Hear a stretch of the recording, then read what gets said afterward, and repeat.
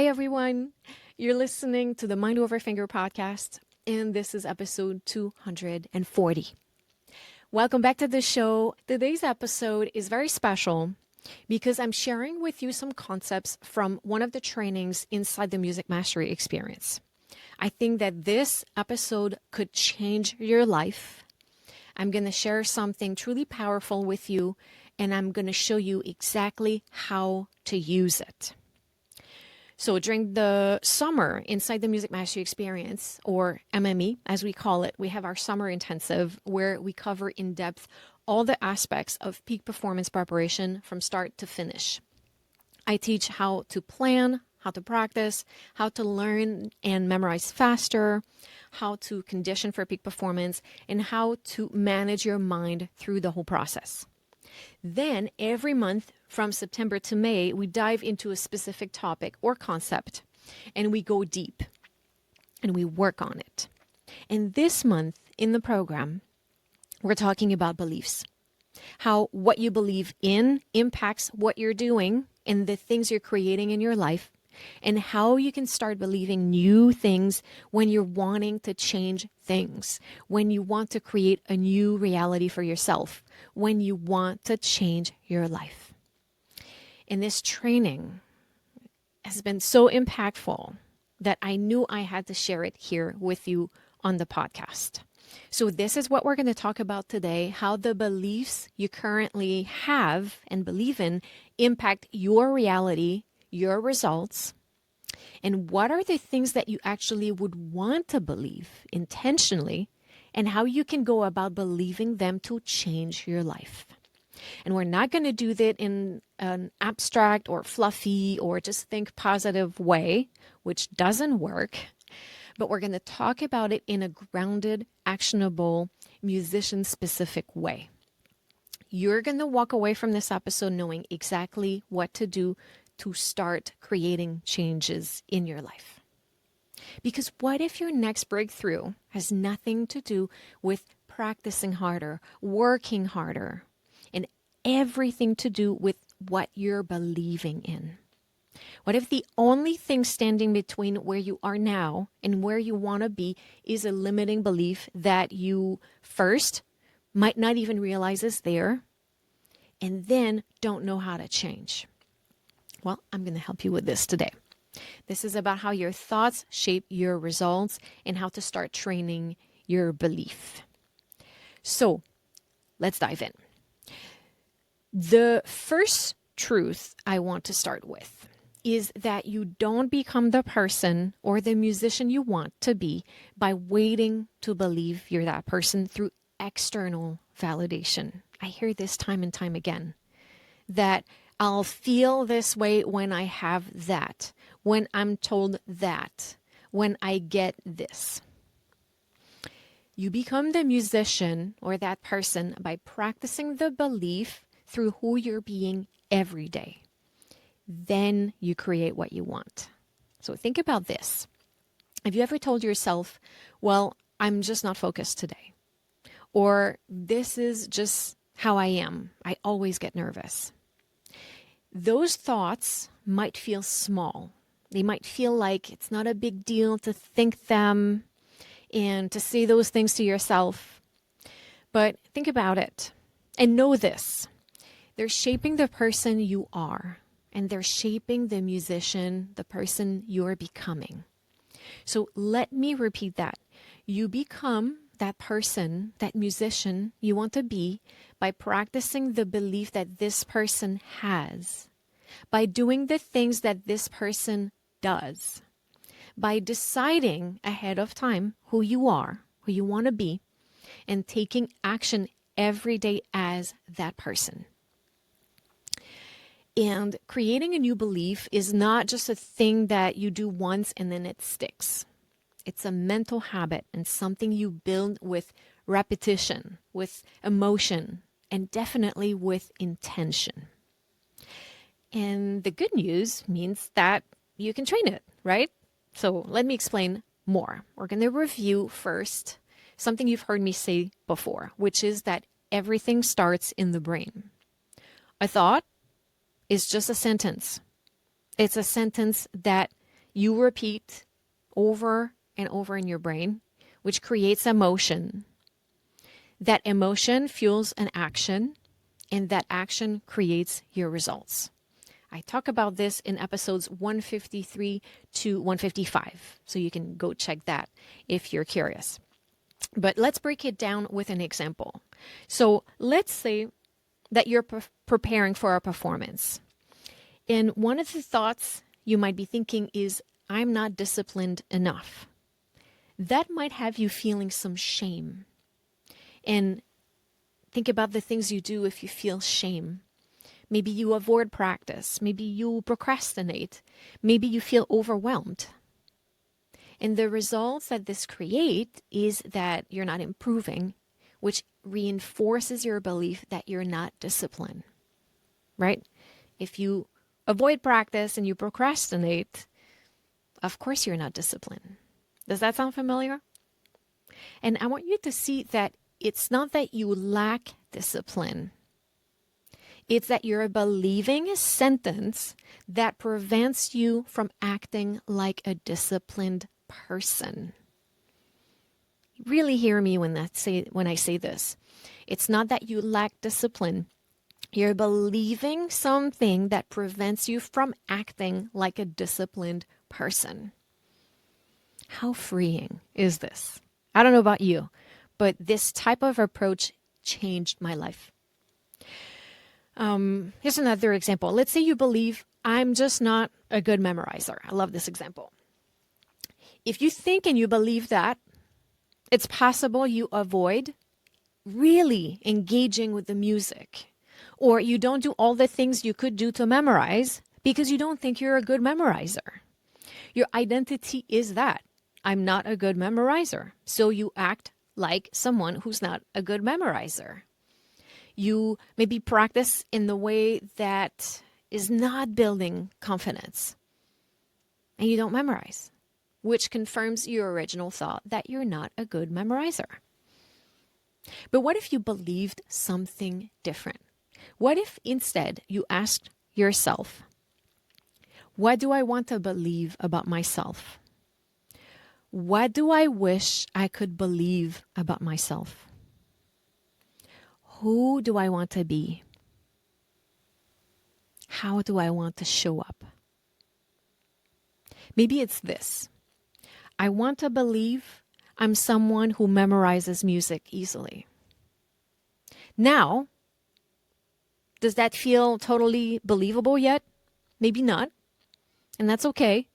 I want to believe I'm someone who memorizes music easily. That's okay if you don't believe it. You don't have to be 100% there. And when that happens, you can use a bridge to help you get there. Like using the words, I'm learning to, or it's possible that, right? I'm someone who's learning to memorize music easily. It's possible that I can become someone who's learning to memorize music easily. That's just a different way to say it, but it might make it feel more real to you. And that is the key. You find a way to say things to yourself that ignite possibility for you, that make it feel possible eventually, whatever you're going for. Then from feeling possible eventually, it starts to feel possible. Then it feels likely, and then you make it happen. So do you see the power in choosing what you want to believe? Let's play that out using that same model. So you're preparing for a performance, and your thought is, I'm someone who memorizes music easily. Or at least I'm learning how to memorize music easily. I'm someone who's learning to memorize music easily. It's possible that I can become someone who's learning to memorize music easily. When you think that, you might feel calm curiosity. And the actions you take when you feel calm curiosity is you approach your practice with more openness. You experiment. You try new strategies. You stay with it longer. You stop making it mean something about you when it doesn't stick the first time. and you try again, and you get more information, and you try again, and you keep experimenting. And the result that this creates for you is that you start building real skills and tools for memorization.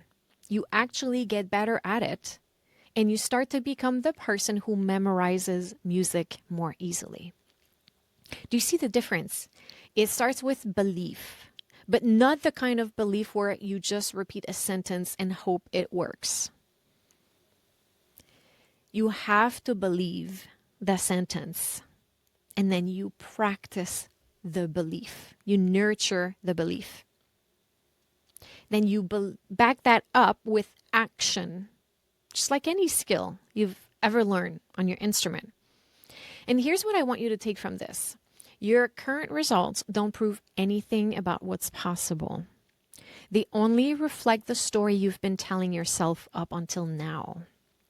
And I want to say it again because I really want you to hear it.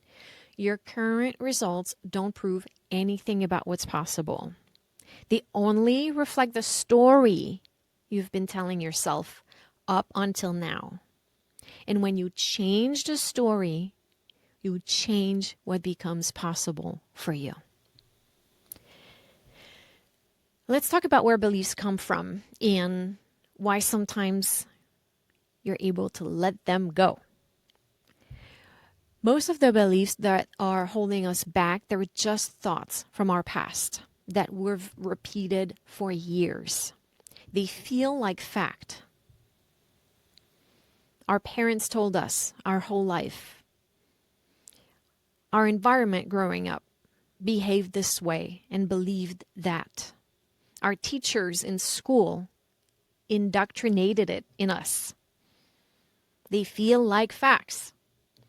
But really, they're just stories.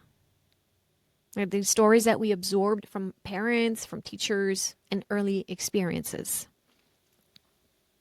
And here's the shift. You can respect where belief came from and still decide to leave it behind. You're allowed to choose a different story. You're allowed to choose a story that supports you, not one that limits you. And when I call them story, I am very intentional about this.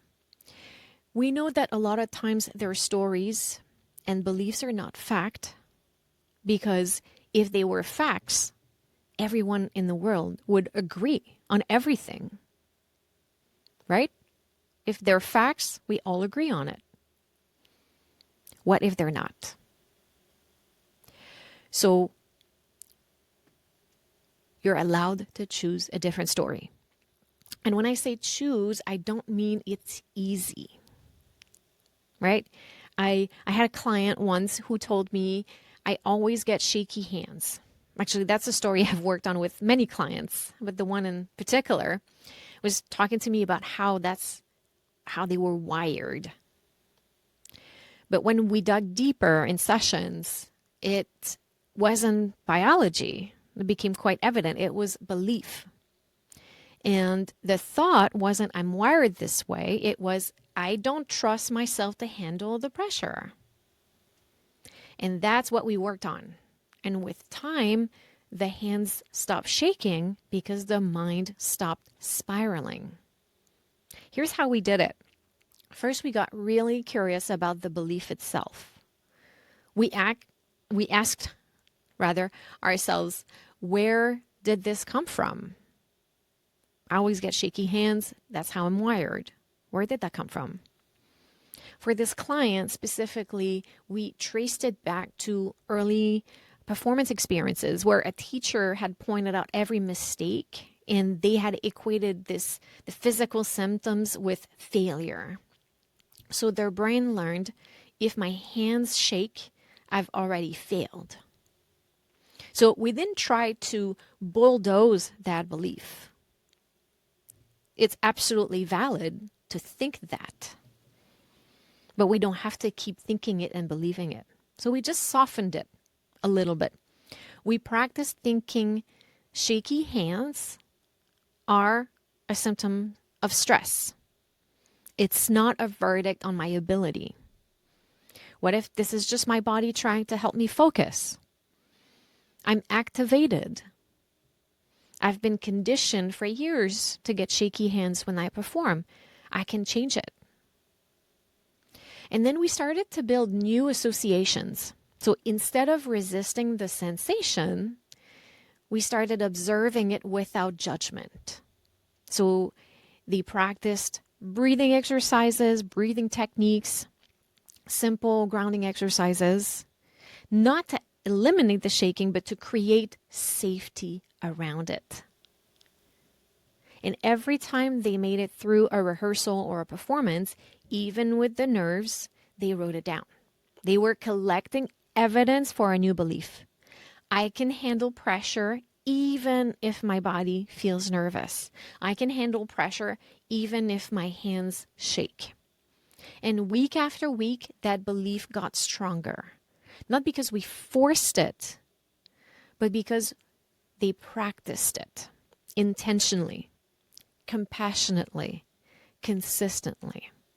And that's how you change a belief. Not overnight, but you give your brain a new story to live. Right? You give your brain a new story to live into, one that supports the person or the musician that you're becoming. And let me give you a personal example of how this shows up.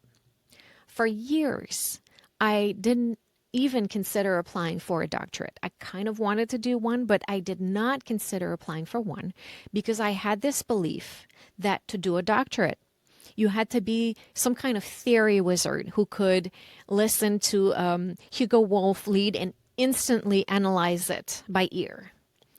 I thought that you needed to be able to write counterpoint fluently, things like that. I thought that's just not me. So I didn't even look at what it would take to apply, let alone what it would take to graduate, right? So I didn't take the first step because that thought felt like a fact. I'm not a theory wizard. I could do everything else, but I'm not a theory wizard. Can't do a doctorate. Then one day I had this moment in my parents' basement. I remember the exact moment. I was practicing because I was playing a solo concerto with my hometown orchestra. And I don't remember why I started thinking about why I never pursued that idea of doing a doctorate while I was practicing. Guess I definitely wasn't focused on what I was doing. But I remember how I felt when the thought hit me, this new thought. But wait, what if I could figure it out? Like, I'm smart. Maybe I could figure it out. I know people who are not theory wizards that did a doctorate. Maybe I could figure it out. And that one thought in that moment opened up a door. It instantly made me contemplate the possibilities instead of only seeing the impossibilities. Or at least it gave me permission to see if it might be possible when I had never let myself do that before. From then, I took action from this new belief. I looked into the process. What does it take to apply? And then if you get in, what would need to happen for you to graduate? And it looked like it was something I could actually figure out. So I applied. I got into the Northwestern program, which is absolutely amazing. And it was life-changing. One shift in belief, and it changed my entire trajectory. This one thought in my parents' basement. And none of this came from outside myself. It was an internal shift. I challenged a story I had. I nurtured that new seed of a belief that I planted in my own mind. Then I took massive actions, and it changed my life. So it all comes from a thought. So let's talk about how beliefs are choices and how they're not evidence-based. And this is the most powerful thing I've learned in my own journey. You don't need proof to believe something new. And hear me when I say this. beliefs are choices. Actually, beliefs come before the results every time.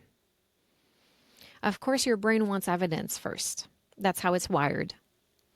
But results come after the belief. It's like playing a new piece. You don't wait until you've performed it to believe you can learn it. You start by deciding to work on it. You choose to believe that it might be possible for you to learn it, and you learn it. Let's have another story. I had a client who wanted to audition for a major summer festival, but they kept saying, I'm not good enough to get in. I'm not even going to try. Does that sound familiar? What are the things you're not even trying to do because you don't think it's possible? Okay? So that belief had them hesitating every time they sat down to practice, to prepare. So they would stop themselves from recording. They were overthinking every sentence, every phrase.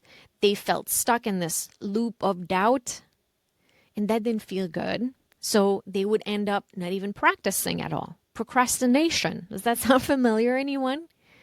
So they thought, I'm not good enough to get in, so I might as well not practice and prove myself right? So what we did is that first we identified what was going on, right? It starts with awareness, knowing what you're thinking and believing right now, validating it. It's all good. It's normal. And then we shifted the focus and we asked, what would change if I believed I was the kind of musician that's ready to grow into this opportunity, right? What would change if I believed I might be able to do this? You hear the nuance there? It's not a generic statement that you don't believe. I can do this. I got this. We often don't believe those. No, it's a very personal, meaningful question that they came up with, that they resonated with. And that opened the door for possibilities from the inside. What would change if I believed I was the kind of musician that's ready to grow into this opportunity? What a beautiful thing to believe, right? And that became their bridge thought. I'm ready to grow into this. And that changed everything. So they started practicing with less self-judgment, more patience, more determination, more discipline. They were effective in their work because they were thinking, I'm ready to grow into this. I'm ready to give it a chance and see. So they submitted the application, and guess what? They just get in. They got in, and they ended up having a great time, and they really thriving at the festival. But the belief didn't follow the success. The belief created the success. It starts with what you intentionally choose to believe. You choose it, and then you become it. But you must choose to believe first, and then you create the evidence. So try it when you uncover a limiting belief that you're having a hard time shaking off. Try a bridge thought, something that feels more believable than I'm amazing, but still moves you forward. Here are some examples I have for you. I might be more capable than I think. What if I'm closer than I realize? It's possible that this gets to be easier. You can start by practicing those today, right? But practicing belief is like a skill. So just like scales, you need some repetition and attention. So here's a simple daily practice that you could try to start shifting things for you. The first thing I want you to do is to notice the sentence you say to yourself often. Find one that feels especially negative or limiting. So for example, I'm not disciplined. I always mess up under pressure. I'm just not good enough. Then ask yourself, what would change if I didn't believe that? Who would I be? What would I do differently? The third step is to ask yourself, what do I want to believe instead? What's a new sentence I wish I could believe? Then choose a bridge version of that belief that really works for you, something that you can start to believe right now. I'm going to give you some examples. I'm learning to trust myself in performance. Maybe I'm more capable than I think. It's possible I can become more focused. Then say the sentence slowly, out loud, 3 times, and notice how your body responds. Is there tension? Is there resistance or doubt? And that's okay. You're just observing. You're not judging. And ask yourself, what emotion do I want this new thought to generate? Maybe it's confidence, calm, curiosity. So I want you to repeat the sentence again, this time while intentionally generating that emotion. And see what opens up for you. This is how you begin to feel your way into a new belief. Not by forcing it, but by practicing it with intention, just like you do with your technique. And this is not a stretch. You already do this every time you practice performing. You act as if the performance is coming. You act as if the audience is there. That's how you prepare, right? Belief works the same way. And that leads me to the last thing I want to share with you before I wrap it up is that sometimes you have to be before you believe. And you're probably thinking like, what? Whoa, Renee, slow down. What do you mean by that? Well, here's what I see all the time. We wait to feel confident before we act like a confident person or a confident musician. But what if you flipped it? What if you act like the musician you want to be, then you let the feelings catch up? So if you're aiming to be someone who plays with calm confidence, how would that version of you walk into the practice room? Well, think about it and try that. How would that person walk into the practice room? How would they practice? How would they sit in rehearsal? And try that. What would they say to themselves after a mistake? Try that too. How does someone with calm confidence think? Well, try thinking like them for a minute. Take a wild guess of how someone with calm confidence would think and try it on for size. Try thinking like that. Try it for just 1 hour, 1 day, because your brain learns through action. And when you start acting like that person, you learn how to be this person. Even one intentional choice sends the message. This is who I am now. So ask yourself, if I already were the musician or the person that I dream of being, how would I plan my day? How would I speak to myself? If I were already the person that I dream of being, how would I show up in the practice room? What are the things I would do?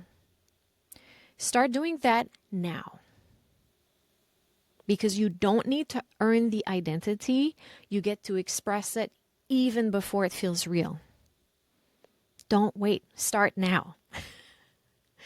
So here's an easy way to anchor this belief. Easy-ish. Write down your new identity. I am a confident, focused performer. For example, it doesn't have to be that. Then list 3 habits this person would have or things this person would do. So if you're a confident, focused performer, maybe you warm up with intention. You scheduled focused practice blocks. Maybe you speak kindly to yourself during mistakes. Maybe you're confident to try new things. If you're confident, you stick with things when they don't work the first time, right? Like, so what are the things this person would do. List 3 of them. Then pick one, just one, and do it this week. Not to prove anything, but to express your identity.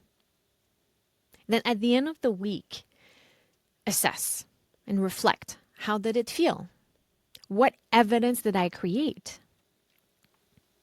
And if that feels like too much, try this. Just ask yourself once a day, what would the future version of me do right now? So one small choice aligned with that identity over and over again, that's what builds belief, bit by bit. That's how you build belief. So once again, here are the 5 steps. 1, you write down your identity. Then you make a list of habits or that this person has or things this person does. Then you pick one and you do it this week to express your identity. And then at the end of the week, you reflect. How did it feel? And the evidence that it creates. You're gathering evidence that when you act like this person, you create the results that this person gets. And guess what happens when you do these things? You are, in fact, that person. Right? Okay, let's wrap it up. So if you take just one thing from today, let it be this. You become the person, the musician you dream of by choosing belief, not by waiting for it to show up. You choose the belief. So pick one thought this week, practice it, show up as the version of you who already believes it, and then watch what changes. And please let me know what happens. Send me an email at mindoverfinger@gmail.com or tag me in the post on Instagram. And if you want support with this, if you're ready to stop letting these old stories hold you back, if you're tired of waiting to feel confident before you take action, you know you're meant for more, but you're not sure how to start believing it, I'd love to help. So if you're craving personal guidance or community, I work with musicians one-on-one and in groups inside the Music Mastery Experience to help you build the mindset, the systems, and the belief foundations that actually create change from the inside out. Let's make your next chapter the one where you finally become the musician you already are inside. You can book your free discovery call at mindoverfinger.com today, and let's chat. And remember this, you don't have to wait until you're ready. You just have to start believing that change is possible. All right, this is what I have for you today. I'm sending much love and à bientôt.